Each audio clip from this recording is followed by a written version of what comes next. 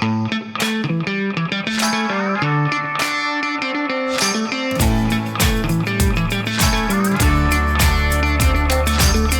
cool cats!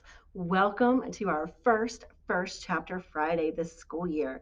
I got lots of requests to bring First Chapter Friday back, so I am excited that you loved it so much last year, and I'm happy to do it again this year.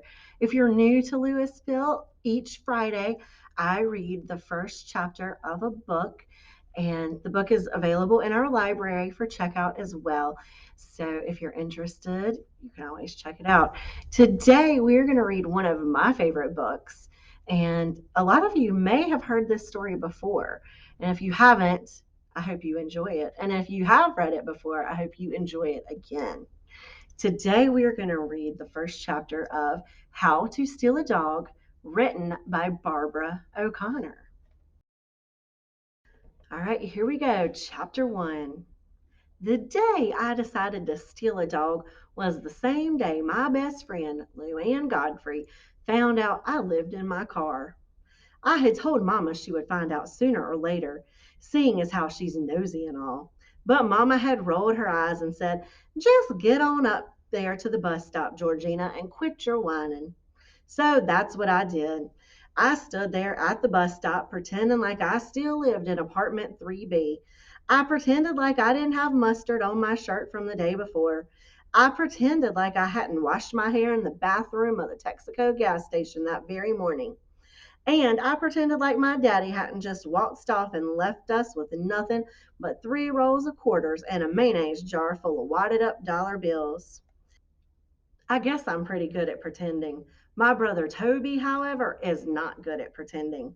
When Mama told him to get on up to the bus stop and quit his whining, he cried and carried on like the baby he is. "What's wrong with Toby?" Luann asked me when we were standing at the bus stop. "He has an earache," I said, trying as hard as anything to look like my life was just as normal as could be instead of all crazy like it really was. When I saw Luann's eyes narrow and her lips squeeze together, I knew her nosiness was about to irritate me. "Sure enough," she said, "how come your mama is making him go to school?" She kept looking at me with that squinty eyed look of hers, but I didn't let on I was irritated. I just shrugged and hoped she would hush up about Toby. She did. She then went and turned her nosy self loose on me. "No offense, Georgina," she said, "but you're starting to look kind of unkempt." Unkempt? That was her mama talking if I'd ever heard it. Lou Ann would have never said that word unkempt if she hadn't heard her mama say it first. And what was I supposed to say anyways? Was I supposed to say, "Well, for your information, Lou Ann Godfrey, it's kind of hard to keep your clothes looking nice when you've been sleeping in the back seat of a Chevrolet for a week"? Or maybe I suppose I could say, "I know it, Lou Ann, but my hairbrush got tossed out in that pile of stuff Mr. Dieter left on the sidewalk when he kicked us out of our apartment." And then Lou Ann would say, "Why did Mr. Dieter do that?" And I would say, "'Cause 3 rolls of quarters and a mayonnaise jar full of wadded up dollars bills doesn't pay the rent, Lou Ann." But I didn't say anything. I acted like I hadn't heard the word unkempt. I just climbed on the bus and sat in the 6th seat on the left side with Luann like I always did. I knew Luann wouldn't give up though. I knew she'd keep on till she found out the truth. So we have learned that Georgina and her family have moved out of their apartment and they are living in their car. Her mom wants them to pretend like nothing's going on. And so she's trying really hard not to let her friend Luann know what has happened to their family. "What if she wants to come over?" I said to Mama, "or if she looks in the window or something and finds out we don't live there anymore?" But Mama just flapped her hand at me and closed her eyes to let me know how tired she was from working 2 jobs. So every day I imagined Luann peeking in the kitchen window of apartment 3B. When she did, of course, she wouldn't see me and Toby and Mama and Daddy eating our dinner and being happy. She'd see some other family, some happy family that wasn't all broken up like mine. And then one day we got off the school bus. Luann went and did the nosiest thing I could imagine. She followed me. I tried catching up with Toby because he had grabbed the car key and run on ahead of me, so I didn't even notice her sneaking along behind me. She followed me all the way past apartment 3B across the street and clear on around to the back of the Eckerd drugstore where our car was parked with our laundry hanging out the windows and Toby sitting on a milk crate waiting for me. If there was ever a time when I wished the earth would open up and swallow me whole, it was when I turned around and saw Lou Ann looking at me and Toby and that car and all. I could see her thoughts just as plain as day right there on her face. I wanted to wave my hand and make that dented up car disappear off the face of the earth. But more than anything, I wanted my daddy to come home and change everything back to the way it was before. I set a smile on my face and said, "It's just temporary," like Mama had told me 100 times. Lou Ann turned red and said, "Oh, when Mama gets paid, we're moving into our new apartment." I said, "Oh." And then we both just stood there looking at our feet. I could feel the distance between us grow and grow until it seemed like Lou Ann Godfrey, who had been my friend forever, was standing clear on the other side of the universe from me. Finally, she said, "I better go." But she didn't. She just stood there, and I squeezed my eyes shut and told myself not to look pitiful. For heaven's sakes, don't cry. And then, of course, Toby had to go and make everything worse. Mama left a note that says she's working late. We're supposed to eat that macaroni that's in the cooler. Lou Ann arched her eyebrows up and then she said, "I haven't seen your daddy in a long time." That did it. I couldn't stop the tears from spilling out of my squeezed up eyes. I sat down right there in the drugstore parking lot and told Lou Ann everything. I felt her arm around me and I heard her saying something, but I was too lost in my misery to do anything but cry. When I was all cried out, I stood up and brushed the dirt off of the seat of my pants and pushed the hair out of my eyes and said, "Promise you won't tell?" Lou Ann nodded. "I promise." "I mean, not even your mama." Lou Ann's eyes flickered for a second. Then she said, "Okay." I crooked my pinky finger in the air and waited for her to give me the pinky promise. But she hesitated. I stamped my foot and jabbed my pinky at her. Finally, she crooked her pinky around mine and we shook. So Georgina ended up telling Lou Ann everything that had happened in their family. It probably made Georgina feel really good to get that off her chest, but it probably is heavy on Lou Ann now that she knows this big secret about Georgina. "I better go," she said. I watched her hurry across the parking lot, then glanced back at me before disappearing around the corner of the drugstore. "I hate that macaroni," Toby said from his seat on the milk crate. It was just like him, not even to give me one little minute to wallow in my misery. I stomped around the back of the car and kicked the cooler, sending it toppling over on its side.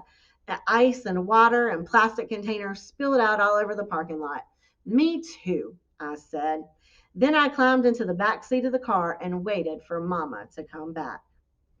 It was way past dark when I heard Mama's shoes click clacking on the asphalt as she made her way toward the car. I sat up and looked out the window. Even in the dim glow of the streetlights, I could hear her tired, sad look. Part of me wanted to stay put and just go back to sleep and leave her be. But another part of me wanted to get out and have my say, which is what I did. Mama jumped when I opened the car door. "What in the world are you doing awake, Georgina?" she said. "I hate this." I said, "I don't want to do this anymore." I pushed the car door shut softly so Toby wouldn't wake up. Then I turned back to Mama and said, "You got to do something. You got to find us a place to live, a real place, not a car." Mama reached out like she was going to touch me, so I jerked away. She dropped her hand to her side like it was heavy as cement. Then she let out a whoosh of breath that blew her hair up over her forehead. "I'm trying," she said. "How are you trying?" She tossed her purse through the car window into the front seat. "I just am, okay, Georgina?" "But how?" "I am working 2 jobs. What else do you want me to do?" "Find us a place to live." I stomped away from her and then whirled back around. This is all your fault. She stormed over and grabbed me by the shoulder. It takes money to get a place. She gave me a little shake when she said the word money. I'm trying to save up, okay? She said.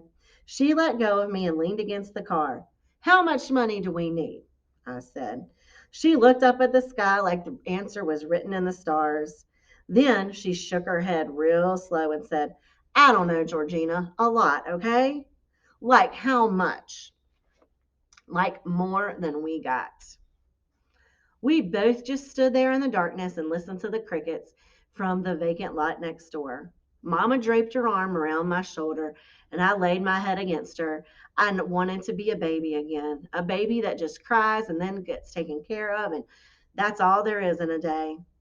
Finally, I asked her the same question I'd asked her for a million times already. Why did Daddy leave?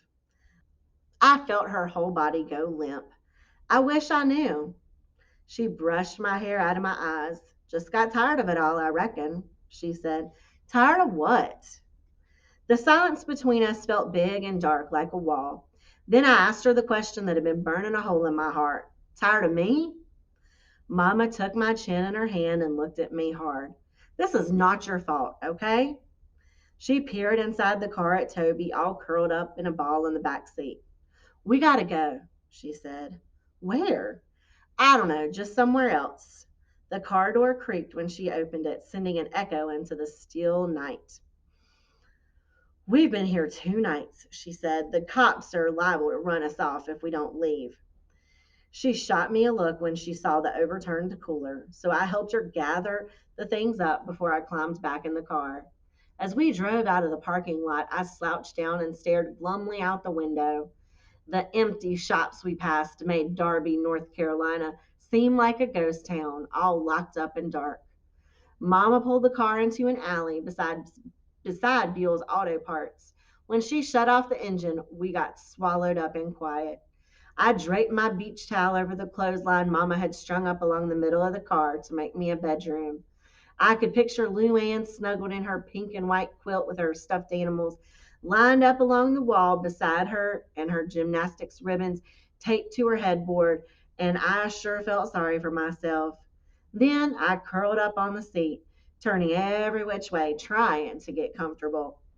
Finally, I settled on my back with my feet propped up against the car door and stared out at the starry sky. And then I saw it, a sign tacked up on the telephone pole right outside my car window, a faded sign that said reward $500. And under that was a picture of a bug eyed little dog with his tongue hanging out.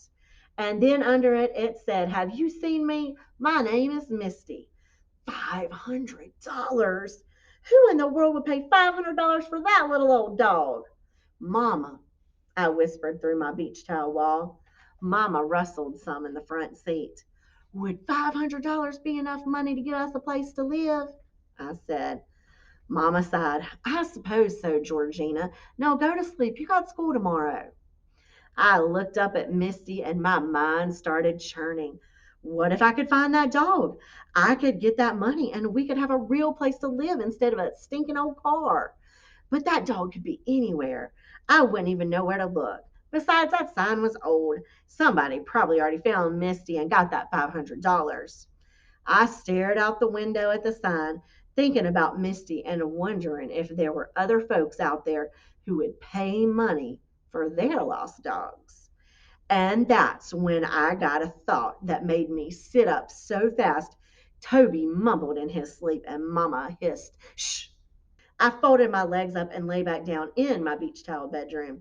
The damp car smelled like greasy French fries and bug spray. I closed my eyes and smiled to myself. I had a plan. I was going to steal me a dog. And that is the first chapter of How to Steal a Dog. If you enjoyed this story, you can check it out in the library. Um, I have several copies available. And if you like this First Chapter Friday, just wait till next week and we will have another edition of First Chapter Friday.